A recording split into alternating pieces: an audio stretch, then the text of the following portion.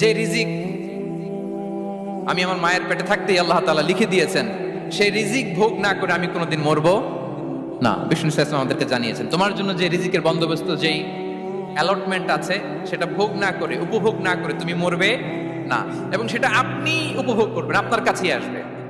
ধরুন আপনারা যে ফল আমেরিকাতে খান, এটা কি আমেরিকায় চাষ হয় ফল, নাকি কানাডা মেক্সিকো থেকে আসে? এখানেই হয়, আবার বাইরে থেকেও আসে। লেটস সে আপনি যেই অ্যাপেলটা দিয়ে আজকে ব্রেকফাস্ট করলেন, যে অ্যাপেলটা আপনি খেলেন, এটা মেক্সিকো থেকে এসেছে। ওই অ্যাপেলটা যখন কুড়ি অবস্থায় ছিল, মুকুল অবস্থায় ছিল, তখনই ওটার মধ্যে আপনার নাম লেখা। এর মধ্যে কত পাখি এসে ওই গাছে বসেছে, কত মুকুল নষ্ট করেছে, ওইটা নষ্ট করে নাই, কারণ ওইটা আপনি খাবেন। ওইটা পুষ্ট হয়ে সুন্দর একটা ফল হয়ে ইম্পোর্টেড হয়ে এটা আমেরিকাতে আসলো, আমেরিকার বাজারে। অনেক মানুষ ওই ফলটা সুপার মার্কেটে যে ধরে চড়ে নেড়ে আবার রেখে দিয়ে চলে গেছে, নেয় নেই। ওইটা সে খাবে না, কারণ ওইটা আপনার রিজিকে লেখা। ওই ফল আপনি নিয়ে আসলেন, বাসায় অনেকে অ্যাপেল খাচ্ছে, কিন্তু ওই অ্যাপেলটা খাবে না, কারণ এটা কে খাবে? সুবহানাল্লাহ পড়তে পারলেন না মজা করে? আল্লাহু আকবার। আপনার জন্য যে রিজিক নির্ধারিত, এটা আপনিই খাবেন। এর মধ্যে আপনি মরে যেতে পারতেন, বাসা থেকে অন্য কোথাও চলে যেতে পারতেন, কিন্তু না, মরবেনও না, অন্য কোথাও যাবেনও না ওইটা খাওয়ার আগে। This is the essence of rizq.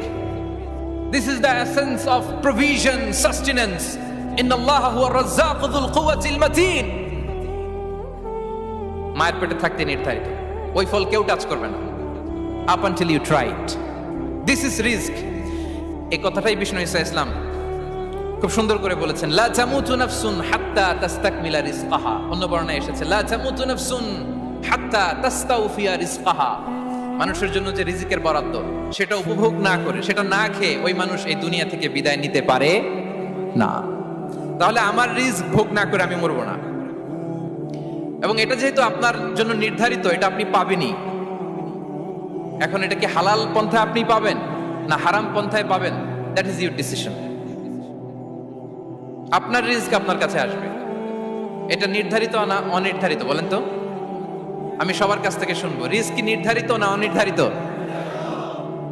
Fixed, নির্ধারিত। ফর এন এক্সাম্পল, ধরুন আপনি সারা জীবনে 1 কোটি টাকা ইনকাম করবেন। কয় কোটি? 1 কোটি টাকা ইনকাম করবেন, এটা নির্ধারিত, আল্লাহ তাআলা ফিক্স করে ফেলেছেন, এটা আল্লাহর সিদ্ধান্ত। কিন্তু এই 1 কোটি হালাল পন্থায় আপনি উপার্জন করবেন না হারাম পন্থায়, এটা আপনার সিদ্ধান্ত। So now the decision is yours. যদি আপনি পরিশ্রমী হন, যদি আপনি সৎ পথ অবলম্বন করেন, তাহলে ওই 1 কোটি আসবে আপনার কাছে, কিন্তু হালাল পন্থায়। আর যদি আপনি হালাল হারাম মিক্স করেন, টেবিলের উপর দিয়েও নেন, নিচ দিয়েও নেন, আসবে কিন্তু 1 কোটি। আসবে কয় কোটি? কথা বোঝে নাই বোধহয়। টেবিলের নিচ দিয়েও যদি নেন, সারা জীবনে আপনি পাবেন কত? 1 কোটি। So now the decision is yours. সিদ্ধান্ত আপনার। হালাল পন্থায় উপার্জন করবেন না হারাম পন্থায়? বলেন, হালাল না হারাম? হারামের সাথে আমাদের কোনো সম্পর্ক? হারামকে আমরা এই কনভেনশন সেন্টার থেকে না বলে দিলাম, আওয়াজ করে বলুন নো। হারামের সাথে আমাদের কোনো সম্পর্ক? আল্লাহ তাআলার দেয়া বরাদ্দ রিস্ক আমরা হালাল পন্থায় উপার্জন করবো ইনশাআল্লাহ, বলেন। তাহলে মায়ের পেট থেকে নির্ধারিত হয়ে গেল, আমারটা আমি পেলাম, হালাল ভাবে আমি নিব। আরেকটা জিনিস মনে রাখতে হবে, যে কেউ কারো রিজিকে ভাগ বসায় না, কেউ না। আমরা অনেকে মনে করি যে আমি ওকে দিলাম, ওকে খাওয়াইলাম, আমি বোধহয় খাওয়াইলাম। না, সে আপনারটা খায় নাই, সে তার রিজিকই খেয়েছে। আমাদের ঘরে আমাদের বন্ধু বান্ধব আসে অনেক সময়, আমাদের ঘরে অনেক সময় অতিথি আসে, তাদেরকে আমরা আপ্যায়ন করি, তাদেরকে খাওয়াই। আসলে সে আমারটা খায় না, সে কারটা খায়? তার নিজেরটাই খায়। বিষ্ণু ইসলাম এটা খুব সুন্দর করে বলেছেন। ওনার কাজিন চাচাতো ভাই আব্দুল্লাহ ইবনে আব্বাসকে একদিন অনেক নাসিহা করছিলেন, করতে করতে এক পর্যায়ে তিনি বললেন, ওয়ালাম, ইবনে আব্বাসকে বলছেন, ওয়ালাম আন্না মা আসাবাকা লাম ইয়াকুন লিইখতিআক ওয়া মা আখতাআকা লাম ইয়াকুন লিইউসিবাক। আব্দুল্লাহ, জেনে রাখো, যেটা তুমি পাওয়ার, এটা তুমি কোনোদিন হারাবা না। যেটা তোমার হওয়ার কথা ছিল, ওটা তুমি কোনোদিন মিস করবা না। আর যেটা তুমি পাওয়ার কথা না, গোটা বিশ্বের সব শক্তিকে হাতের মুঠোয় আনলেও সেটার দেখা তুমি পাবে না, পাবে না। ওয়ালাম আন্না মা আসাবাকা লাম ইয়াকুন লিইখতিআক ওয়া মা আখতাআকা লাম ইয়াকুন লিইউসিবাক। রুফিআতিল আকলাম ওয়া জাফফাতিস সুহুফ। আব্দুল্লাহ, রিজিক নিয়ে চিন্তিত হয়ো না। রিজিক নিয়ে পেরেশান হয়েও না, প্লে ইউর রোল। রিজিক ইজ ফিক্সড, যেটা তুমি পাওয়ার তুমিই পাবা, যেটা তুমি পাওয়ার কথা না চেষ্টা করেও সেটা তোমার কাছে আসবে না।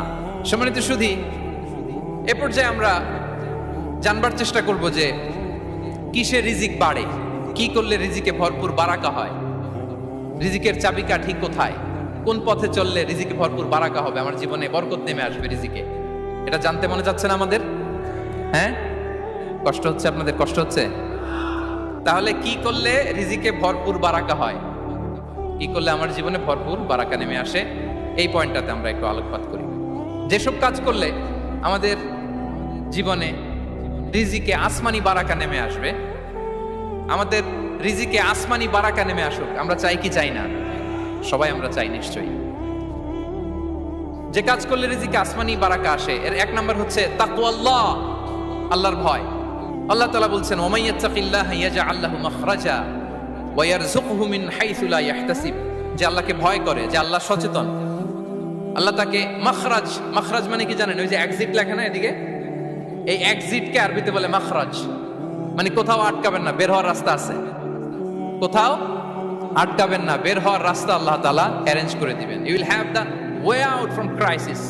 ক্রাইসিসে পড়লে, সংকট মোমেন্টে আল্লাহ তাআলা ওখান থেকে এক্সিটের ব্যবস্থা আপনাকে করে দিবেন। ওয়া ইয়ারযুকহু মিন হাইসু লা ইয়াহতাসিব, এমন জায়গা থেকে আল্লাহ তাআলা রিজিকের ব্যবস্থা করবেন যে সে কল্পনাও করে নাই। এরকম অনেক সময় হয় না যে আমি ভাবিও নাই যে এখান থেকে আমার রিজিকের বন্দোবস্ত হতে পারে, কোত্থেকে যে রিজিক চলে আসলো। এরকম জীবনে মাঝে মাঝে হয় কি হয় না? ব্যবস্থা করেন কে? যারা আল্লাহ তাআলাকে ভয় করে, যারা আল্লাহ সচেতন, তাদেরকে আল্লাহ তাআলা স্পেশাল রিজিক দিয়ে ধন্য করেন। তাকওয়াল্লাহ। পুরো কোরআনের মূল শিক্ষা কি?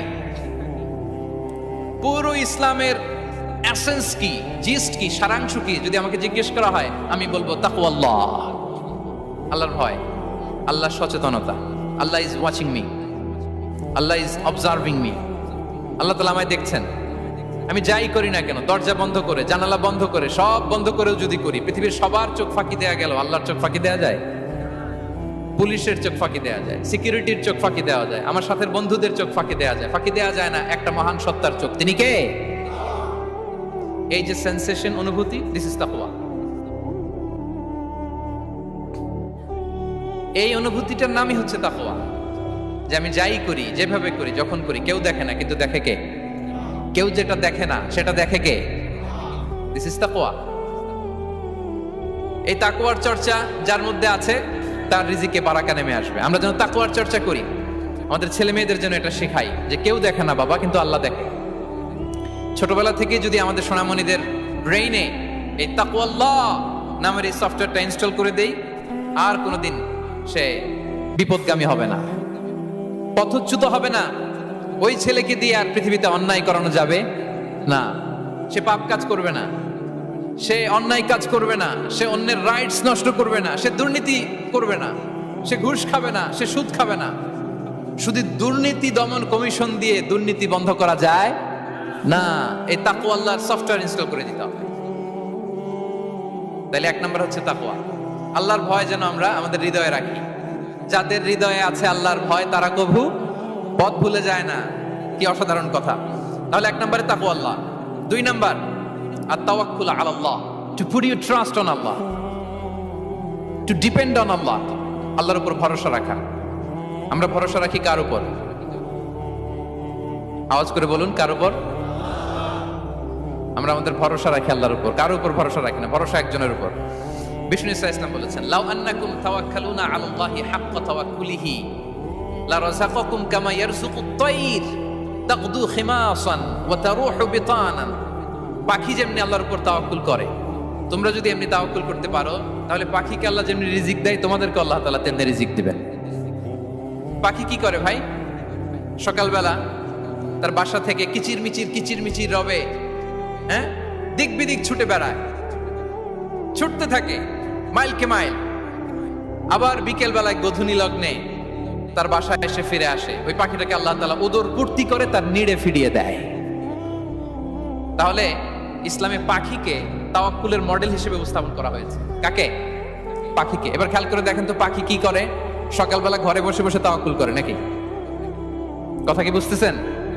পাখি তার নিড়ে বসে হাত গুটিয়ে আল্লাহর উপর তাওয়াক্কুল করে, এরকম না? এই হাদিস থেকে কি বোঝা গেল? কিভাবে করে বলতে হবে, বলেন তো একজন সাহস করে কিভাবে করে? বের হয়ে যায়, রিজিকের সন্ধানে সে বের হয়ে যায়, দিক বিদিক ছুটে বেড়ায়, বিকেল বেলা ওদর পূর্তি করে আল্লাহ তাআলা পাখিটাকে নিড়ে ফিরিয়ে দেয়। সো পাখিকে তাওয়াক্কুল হিসেবে, তাওয়াক্কুলের মডেল হিসেবে বিষ্ণু ইসা ইসলাম সেট করলেন এজন্য যে পাখি তার রোলটা প্লে করে, তারপরে সে রিজিক পায়। এটা হচ্ছে রিজিকের এসেন্স, যে আমাদের রোলটা আমাদের প্লে করতে হবে, আমাদেরকে আমাদের চেষ্টাটুকুন করতে হবে, তারপরে আল্লাহ তাআলার উপর আমরা ভরসা করব। ইসলামে তাওয়াক্কুল is always at the second stage. The first stage is your role, your effort, your precaution, তারপরে হচ্ছে তাওয়াক্কুল। তাহলে বলেন, ইসলামে আগে তাওয়াক্কুল না পরে তাওয়াক্কুল? পরে। ইকিলহা সুম্মা তাওয়াক্কাল আলাল্লাহ। এক সাহাবী বললেন, ইয়া রাসূলুল্লাহ, আমার উটের রশিটা গাছে বেঁধে তারপরে তাওয়াক্কুল করব না ছেড়ে দিয়ে তাওয়াক্কুল করব? বিষ্ণু ইসলাম বললেন, ইকিলহা সুম্মা তাওয়াক্কাল আলাল্লাহ। আগে গাছের মধ্যে রশি দিয়ে টাইট করে বাঁধো, তারপরে তাওয়াক্কুল করো। সুবহানাল্লাহি বিহামদিহি। তাহলে এইরকম তাওয়াক্কুল যদি করা যায় পাখির মতো, আপনার রিজিকের কোনো অভাব হবে না। কিন্তু আমাদের সমস্যা যেটা, প্রিয় ভাই এবং বোনেরা, আমরা আমাদের অলসতা, অপারগতা, আমাদের কি বলবো হীনমন্যতা, আমাদের কর্মহীনতাকে তাওয়াক্কুল বানিয়ে নিয়েছি। বুঝতে পেরেছেন? আমরা আমাদের অলসতাকে বানিয়েছি কি? তাওয়াক্কুল। আমাদের কর্মহীনতাকে বানিয়েছি কি? তাওয়াক্কুল। আমরা কি করি? আমরা বলি আল্লাহর উপর ভরসা করলাম, নিজে কিছু না করে। কি বলে আমাদের বাংলা একটা কথা বলে, যা করে আল্লাহ। নিজের কোনো রোল প্লে নাই, নিজের কোনো প্রিকশন নাই, কোনো প্ল্যানিং নাই, কোনো পলিসি নাই, কোনো স্ট্র্যাটেজি নাই, বলে আল্লাহর উপর ভরসা করলাম, যা করে আল্লাহ। এরকম বলে না? এই যে যা করে আল্লাহ বলে যে তাওয়াক্কুল করলেন, এটা বিষ্ণু ইসা ইসলামের শিখানো পন্থায় তাওয়াক্কুল হয়েছে? কথা বলেন, হয়েছে? বিষ্ণু ইসা ইসলাম তো অপারগতা, দারিদ্রতা, অলসতা, অকর্মণ্যতা থেকে আল্লাহর কাছে পানাহ চেয়েছেন। তা আপনি এটা কি তাওয়াক্কুল করলেন? এটা তাওয়াক্কুল হয়নি। তাওয়াক্কুলের একটা সুন্দর পিকচার আমি আপনাদের সামনে এখন উপস্থাপন করব। তাওয়াক্কুল কিভাবে করতে হয় আমরা একটু বিষ্ণু ইসা ইসলামের বায়োগ্রাফি থেকে দেখি। রাসূল সাল্লাল্লাহু আলাইহি ইসলামের হিজরতের ঘটনাটা আমি 1 মিনিটে একটু আপনাদেরকে সংক্ষেপে শোনাই, যে তাওয়াক্কুল কিভাবে তিনি করেন। ইসলামে তাওয়াক্কুল হচ্ছে কর্ম শেষে ফলাফলের জন্য আল্লাহর উপর নির্ভর করা। কারণ আমি কাজ করলাম, ফলাফল পজিটিভ হইতে পারে, নেগেটিভ হইতে পারে, ওটা নির্ধারণ করবে কে? ফয়সালা দেয় কে? তাহলে আমরা দেখি যে বিষ্ণু ইসা ইসলাম তিনি কিভাবে তাওয়াক্কুল করেছেন। যেদিন তিনি হিজরত করবেন, রাসূল সাল্লাল্লাহু আলাইহি ওয়াসাল্লামকে অনুমতি দেয়া হলো, সেদিন হিজরতের অনুমতি যে তিনি পেয়েছেন, মাইগ্রেশনের অনুমতি যে তিনি পেয়েছেন, এটা জানানোর জন্য তিনি আবু বকরের ঘরে চলে গেলেন দুপুরবেলা। কখন? প্রশ্নের উত্তর দিতে হবে, কখন? ফি ওয়াক্তি যাহিরা, দুপুরে। রাসূল সাল্লাল্লাহু আলাইহি ওয়াসাল্লাম দুপুরে বেরোতেন না। শুধু রাসূল সাল্লাল্লাহু আলাইহি ওয়াসাল্লামই না, আরবের লোকেরা দুপুরে বের হতো না, কারণ ওইটাকে বলা হতো ওয়াক্তুল কাইলুলা। আমরা পাওয়ার ন্যাপ নেই না, এই পাওয়ার ন্যাপের টাইম ছিল তখন। বাইরে প্রচন্ড রোদ, কেউ বেরোতো না, বিষ্ণু ইসা ইসলাম বেরোতেন না।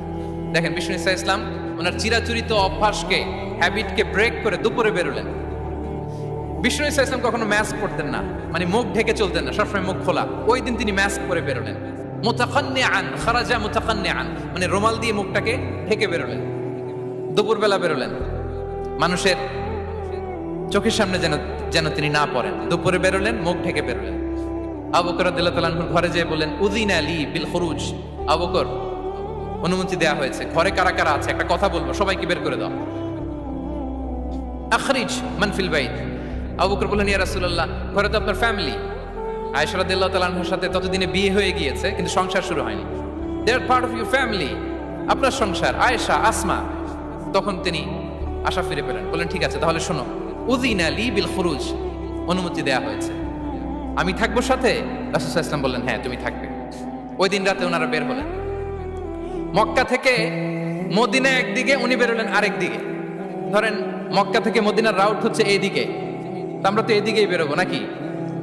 কথা কি বুঝতেছেন? বিষ্ণু বেরোলেন কোন দিকে? এইদিকে। সুবহানাল্লাহ বললেন না? এজন্য আবেগ একটু কন্ট্রোল করতে হবে।